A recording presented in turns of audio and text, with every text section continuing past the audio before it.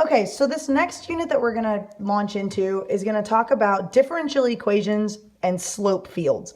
Now we're skipping the section on differential equations because I think that the section on slope fields makes a little bit more sense to start with. So you can kind of see what we're looking at. So in general, when we've talked about equations, we've talked about functions as equations, right? We've talked about integrals as equations, where this was big F, right? We've talked about that, but we haven't talked about what happens if you're given a derivative as an equation, right? But it's not going to be something quite as simple as, oh, here's F prime is this, so find what actual F is. It's not going to be that simple. You're going to have a derivative, so a dy dx, that's in terms of x and y, like we've been doing when we do implicit differentiation.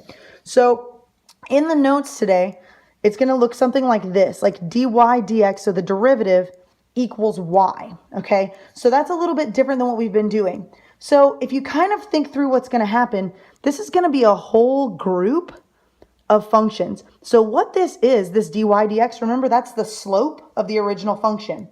So they're telling you that the slope of the original function is y everywhere for the function, okay? So we could then figure out kind of what this function looks like based on finding the slopes at all of these different places, okay? So here's kind of what's going on. So if your function, all right, this is my x value, these are my y values, okay? So at 3, okay, if this is -3 for y, right, since my slope is y, the slope of this point, the slope of this function at the point 3, -3, is -3.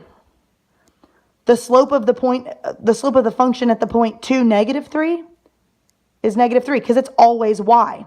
The slope of the function at the point 1, 3 is still -3 because it's always -3. So all of these